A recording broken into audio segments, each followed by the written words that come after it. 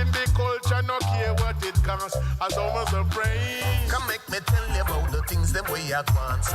Back in the days when the dancer used to answer. When Clinton Lindsay used to bust them, make them answer. Whole heap of artists Clinton bring come up America. Some never know say Clinton Lindsay a promoter.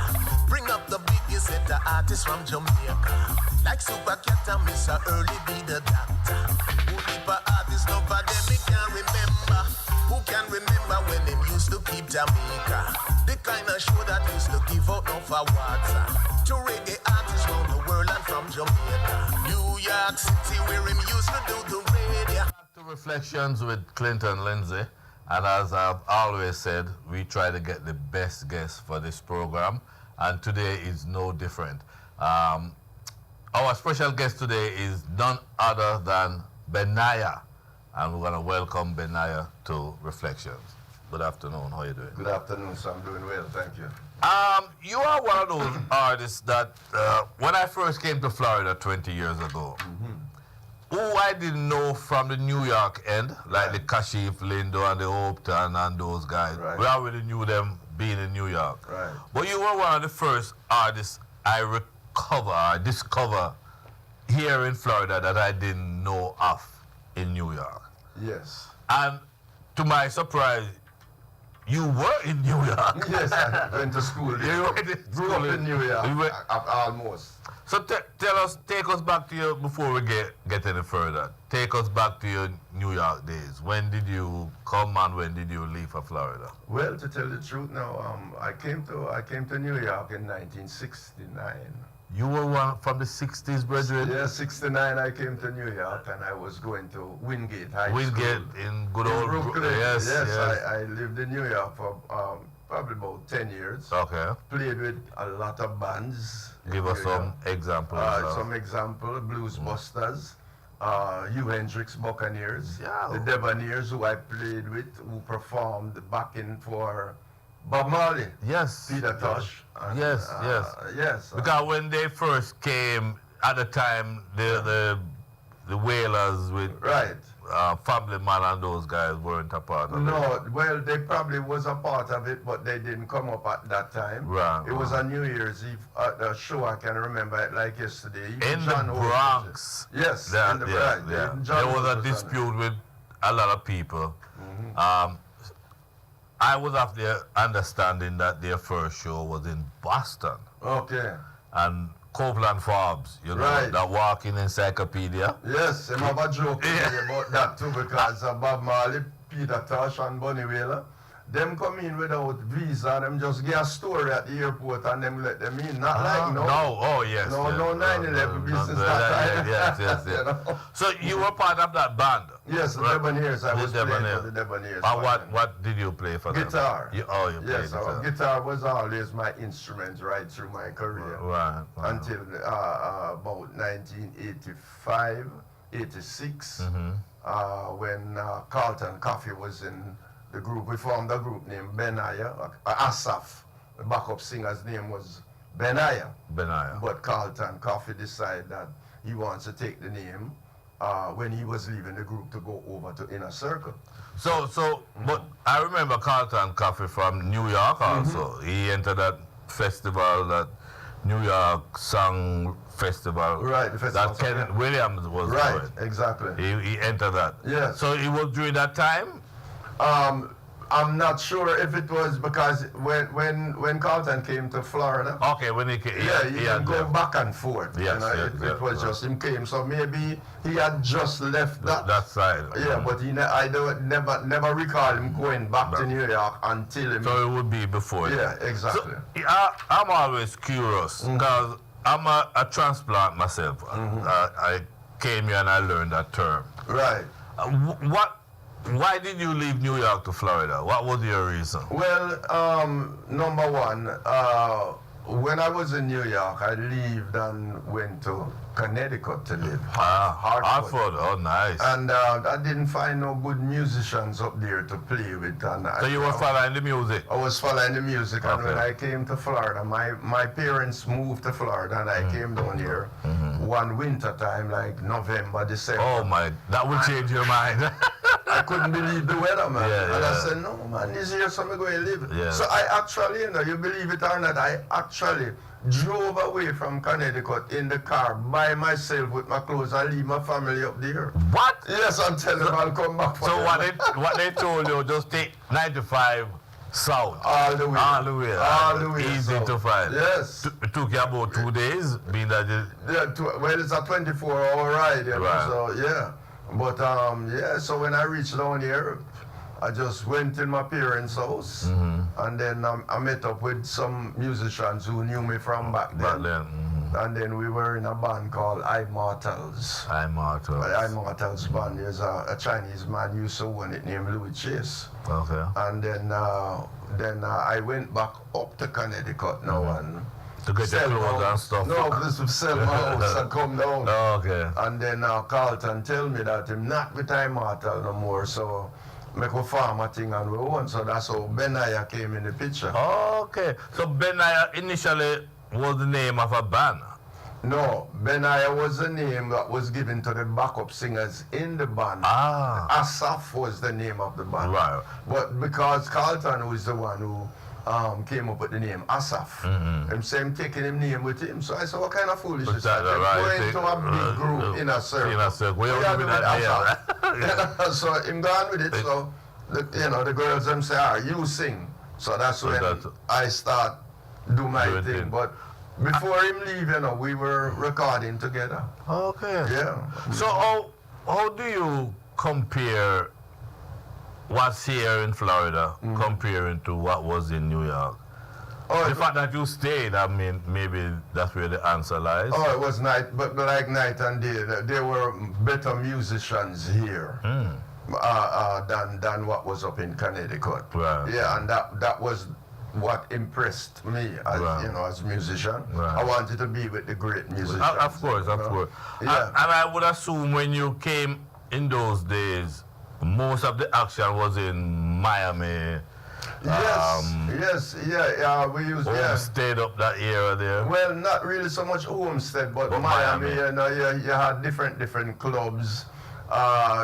For instance, we used to go over by Key Biscayne, and there was a club over there named Sundays on the Bay that Pluto Shervington used to play. And that place used to be packed every weekend. It's like the perfect place to go and hang out. Right. And most musicians, like bands that come up from Jamaica, maybe a Third World, maybe a Chalice, you would catch them jamming with him at time over there. So it was like a nice little hangout vibe, right on the beach and boats pulling up and. So could if I say that I'm gonna credit you as one of the persons that created the foundation for reggae music, would I be correct or incorrect? As created the foundation. Yeah, part of the foundation for what reggae is now in South Florida. In South Florida? Yeah, one of your business. Yes, South Florida. Actually, I would say, and anyone else would back up that who has been here from them, that I am one of the leading. The builders. Yes, exactly. You brought your brick, and that man brought his brick. Yeah, at that point, back then in those days, the 80s and the 90s, BENAIAH was really the hottest group in town. Right. I did Eddie Edwards Miami Reggae Festival, and those people with 11 years I did it straight for. Whoa. Every year, and back up everybody you could think of on the festival. As I said earlier off here, that you're a man with different names, because people also call you Capo. Capo was a nickname still from school, Yeah, so I thought it was related to your Capo. It's not related to no Capo. It's just a man because there was another man in New York named Capo still, named Glenn Adams. Oh, Glenn Adams. Yeah, Glenn Adams' name was Capo. So sometimes we in the room together, because we used to play at different and they had a label. There was a label. Capo Records. Well, I don't know if he had a label. There was. I don't know if it is, but there was a label. Oh, so when they say Capo and the two of us right. So you realize you have to do something about it. Yeah. And then your real name is Joseph Williamson. But no, you know, hardly anybody called me Joseph still. This is like some few personal We know you're good. like Dean Fraser. Back then was Nambo Robinson. You know, a few people who know me good, yeah. But most time people call me Capo, or them would use my band name BENAIAH. Right. Them say I call you BENAIAH. Yeah. I can't remember Capo sometime. Right. One of the things that I follow you since that when I came down here as an artist. That, Right. I like the vibe. At that time, you know, I had this brother here from out of California was promoting me. I forgot his name, you know. Out of California? Russell Burlap. Oh yeah, Russell Burlap. Right. Ah, He yes, was promoting me back then. And Russell Burlap was a feature on my show. Right, he was a feature on your show at the other station. Yeah. From New York, you know, not just here. Oh, okay. I have, as a matter of fact, Lapso, I used to have that featured report on my show. Right. And then Lanso and I just, you know, he stopped doing it. Then I got, someone introduced me to Russell. Right. So Russell will come in with news that is not immediate and in the Jamaican papers, or he will give me news about California, Hawaii, reggae all over the world. So yes, well, he was promoting New Beginning album for me. Ah. Yeah, and I used to listen to your program, and I would hear him keep calling my name on it. Yeah. And Oh, calling yeah, my name right. And then I think I hear you say one time, I'm not too familiar with BENAIAH still, but I love the music I hear in it. Exactly, I was about to say to you. But one achievement in your life, one of your main achievements is that you became the fourth diamond. And we need to bring that out because a lot of people seen you may have seen video of you and the diamonds. Right. How did that happen? Well, you know, that's a good way of putting it, the fourth diamond, because when I got to the diamonds, Bunny was still alive. Right. And Bunny was there, and Bunny didn't even get a stroke yet. What had happened was they filed visa for the 3 diamonds. And that is how I'm going from the beginning of me getting there. Even though I had toured with the Diamonds back in 1999 throughout America. Oh, really? So that's how they know about me. You know, No. Before, they would have to know about you first for you to reach the stage of touring. Right. How did they find out about you? Did you audition? Did you send in a tape? Did somebody tell them about you? How did that?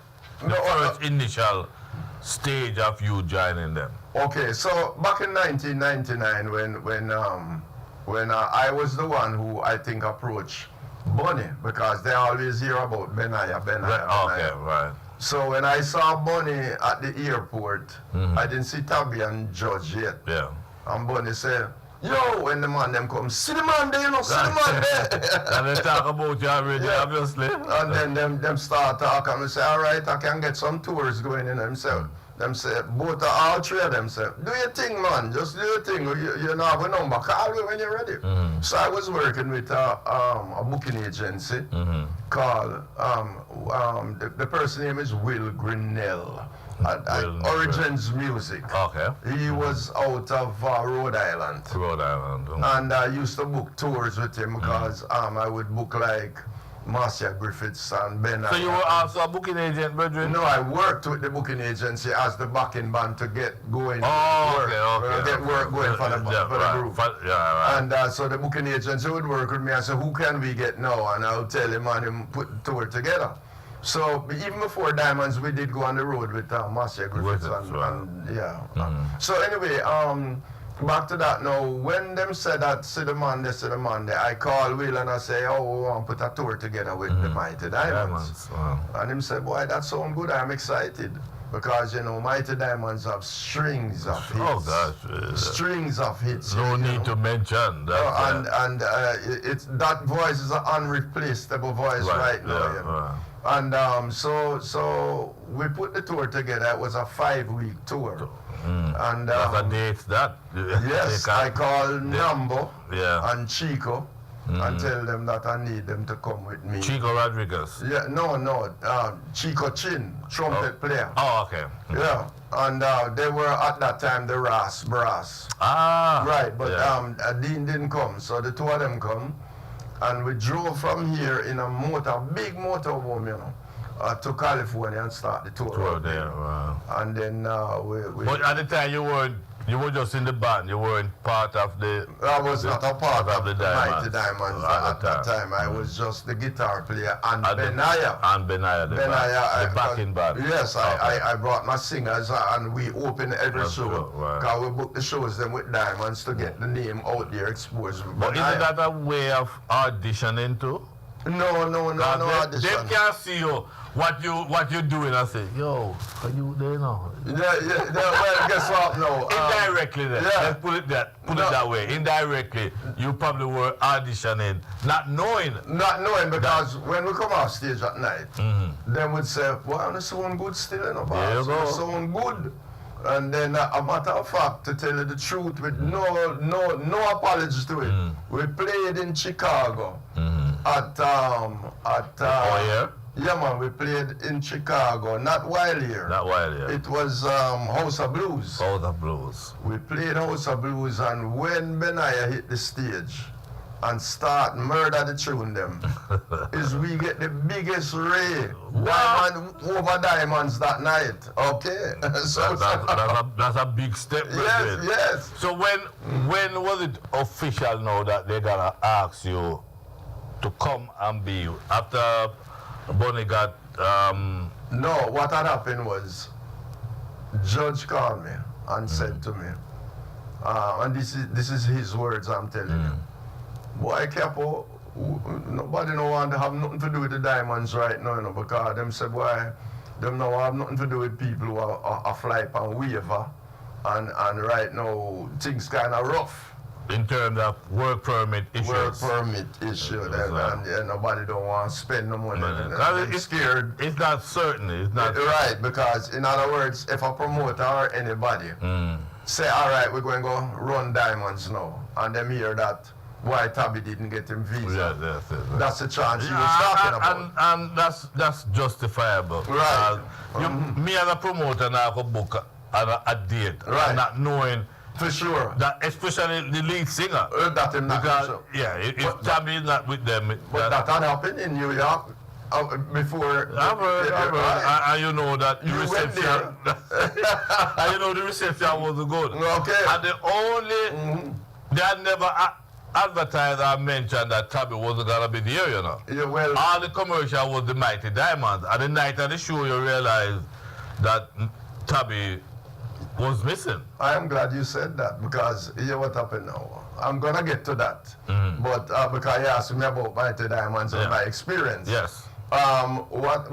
So when him tell me what him tell me on the phone, I said to him, all right, let me tell you, I'm going to try check out a thing. I called him back and I said, I found somebody who can deal with the visa, and we take it from there. So man file visa. Him file 3 visa. Tabby still didn't get him visa. Okay, you have to get a waiver. Him never get it completely. When I wait, them never get through. Yeah. Them turn him down as him go in. And they decide that they're going to, because at that time now they had another person. Judge had another person booking a tour for Diamonds because visa is being filed. Right. Which is the norm. Yeah. So the person now, which is an African man out west, live in Colorado. Him book, and I can't call him name still. Him book the tours. We was out there for about 2 months, you know, and it's the same thing happened. No visa, no permit. No. What had happened here is them just say Mighty Diamonds. But they did not say Tabby not coming. So everywhere that I go, I was just playing guitar at that time. Minding your own business. Minding my own. Everywhere we go, the people them really upset. Yeah, Where's Tabby? Where's Tabby? When that happened, you feel betrayed. Yeah. You feel someone took you for granted. Yeah. Because any group, if it's Mick Jagger, Yeah. you just assume that Mick Jagger is with It's the gonna be Rolling there. Stones. Right. So if you don't say, well, tonight Mick Jagger is, not Right. feeling too well, Right. it's deceptive. Everywhere we go, man, the people them was upset. Them even said them want them money back and them don't want this show and Yes, all kind of yes. thing. But we struggled it out and made it happen. And then after that, now them go home, and then I get back another call from Judge, So come on, and him say, boy, right now, Bunny get a stroke, you know. I say, what? Oh, wow. Him say, yeah, Bunny get a stroke, and I need you to come deal with the group for me. Him say, but I don't want you to come play guitar.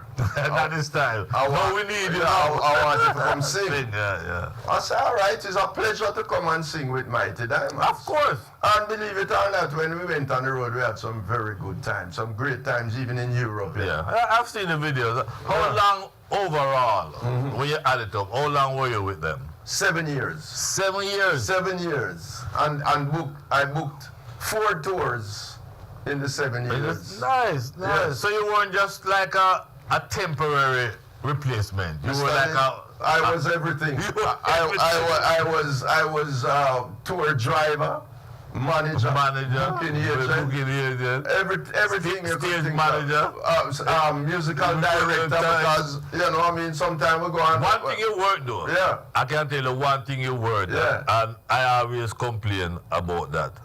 How was that? You have to remind me again. Why you dancing them Oh, but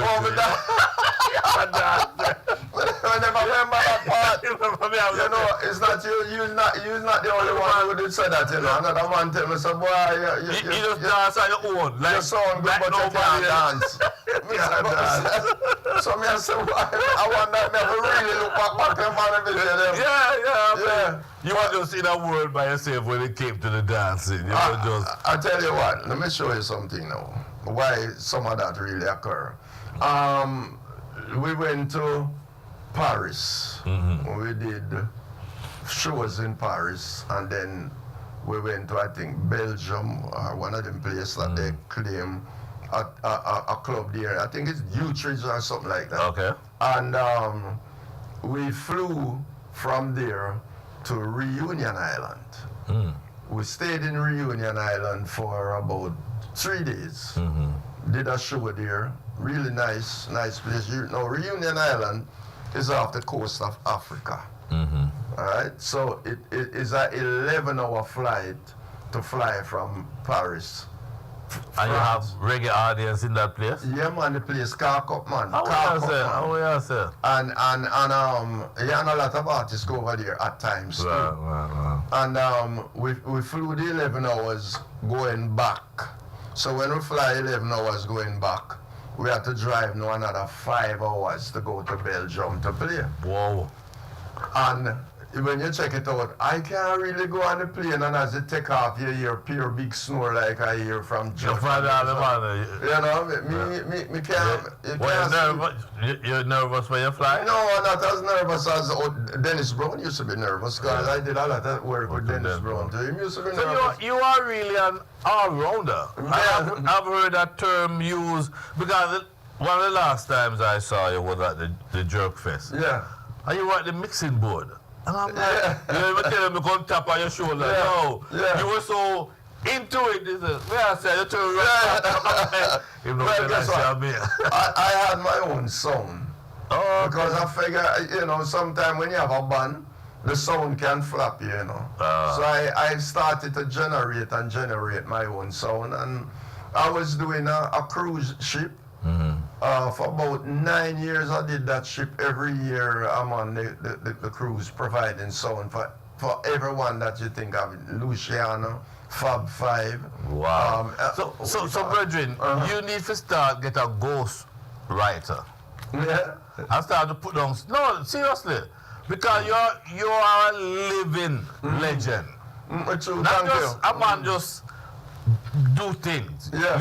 You have the story to tell. Yeah, And Wally. if I have 10 hours with you, Yeah. all your stories can be told. No, Because in addition to these things, you still do your solo project. Yes, I was doing And I my know song. you have a brand new album out now. Yeah, Vision with Faith, and that album really took me like 7 years to complete. And the Here's reason, a copy of it. yeah, the reason why this album took 7 years is because I was working on it during the time of Mighty Diamonds. Right, And we would leave and go on to tour and come back, and so it took me. It could have been done faster, Right, but right. I was taking my time, Right. because Diamonds was always ahead of BENAIAH, you know. Right. I was when saying that it's a bigger name, and you know, so I'm doing my thing. And you were generous enough to be giving them your services in all these different categories. My service was a full house with the A full house, Diamonds, with the yeah, full. Diamonds, because most of the time when visas are being filed, Well, yeah. it You get the lawyer. came out of me. No, let me ask you. Not most of the time, all the time. So Let's just make it straight. What's the status of the Mighty Diamonds now? They have lost Tabby, they have lost Bonnie, and you were telling me some time ago that you don't think you're gonna continue. What's the status of it now? Well, it is really a touchy situation there, and it's touchy on my part because of what I have done for the Diamonds, and the way it ended up. It was really unexpected. You were one of the first person, or the second person to call me about the killing of Tabby. Yeah, the I think murder, it was Augustus Clark was the first one that called me. I believe it was. Yeah? Okay. Because he was with the daughter. Right, but it's across the house, it's across the street, him get killed, you know. Oh, okay. Him come out of house and go across the street, Right. and sit down with, because I've been there already to pick him up to go Negril or Right. Montego Bay or even Light Falls. Were you shocked? When I hear, yeah, man, I couldn't sleep the night. Plus my phone just kept ringing all night till morning. You are reachable, more reachable More than George. than George. Yeah. So yeah, but the status of it is that when Tabby got killed, to me there was some disrespect went on from other members in the group, Okay. especially to me. So I just, sometimes when you see certain things happening, you have to just walk away and leave it. Because I have never really told anybody that I am not with the Diamonds anymore. Neither did Judge ever tell anybody that Cap on the day with me no more. But what he did was he went and formed a new group. Okay, with two new singers. Yes, he has a girl or a woman, let's say a woman. A female. A female, that's even better. And he has another man, a new man, and him. Now, Who's gonna lead? what Judge is gonna lead. Now, what made that situation came about when Tabby got killed, and I asked him, I says, well, we need to find a singer. He said to me, me already have a singer. I said, then how come you never discuss that with me? I said, no, well, Mighty Diamonds is my burden on my shoulder right now, So that's why I said, because of what I have done, Right. it just You should looks have like... shown a little bit more commitment to it. So when he said you have a singer, a lead singer you're talking about? Well, I would, him always used to say that, boy, the biggest mistake him ever make in life was to make Tabby sing all the songs. All right, okay. This is not April Fool's Day, okay? So, he was sing lead? He said he's going to be the lead singer. Big mistake he made. I said, well, all right, well, if you're going to be the lead singer then, you go and do your thing and I don't mind, because I had a career before that. Listen, we could go on and on and we don't have the time. But again, but a lot of people are disappointed in that. Of course. And this is why I wouldn't even entertain the thought of going forward with it. Great friends of mine in the music industry, who is friends of his too, so ask me, what, the man lick him head or something? Ridiculous. But It's his group, Yes. and he can do whatever he wants, right? Yes. Is this album now available? Is it? It is available on all platforms. Nice. Yes, nice. I even left some copies over VP.